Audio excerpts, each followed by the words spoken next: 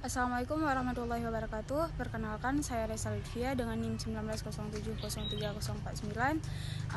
Saya dari Fakultas Sains dan Teknologi dari Prodi Biologi. Di sini saya akan menyelesaikan tugas dari mata kuliah pengendalian hayati yang diampu oleh Ibu Syafrina Sari Lubis, MSI. Jadi di video kali ini saya akan menjelaskan tentang tanaman labu yang ada di daerah Lancang, Kecamatan Simalungun, Kabupaten Biren. Nah, tanaman labu ini merupakan salah satu tanaman yang banyak diminati oleh penduduk sekitar. Selain cara penanamannya mudah dan penanganan terhadap penyakit juga mudah.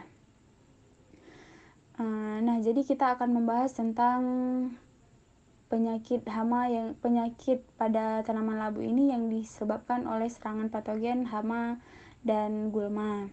Salah satu yang dapat mempengaruhi terhambatnya pertumbuhan tanaman labu ini yaitu karena adanya serangan dari beberapa hama seperti ulat, belalang kayu, dan kumbang. Dapat kita lihat dari beberapa contoh pada daun, batang, dan bunga tanaman labu ini. Ada sebagian daun yang daunnya berlubang dengan lubang yang kecil, dan ada sebagian pula daun yang berlubang dengan lubangnya besar. Dan tidak sedikit pula ada yang daunnya rusak hingga menyebabkan daunnya berwarna kuning. Salah satu yang paling berpengaruh untuk kerusakan pada daun tanaman labu ini yaitu belalang kayu dan ulat.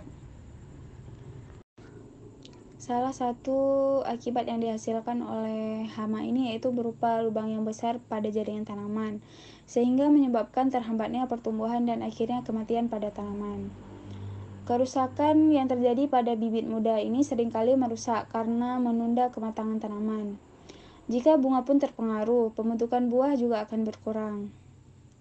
Nah, larva dari hama ini tetap berada di dalam tanah dan memakan akar dan batang tanaman yang ada di bawah tanah, sehingga menyebabkan busuk dan layu pada batang dan akar tanaman.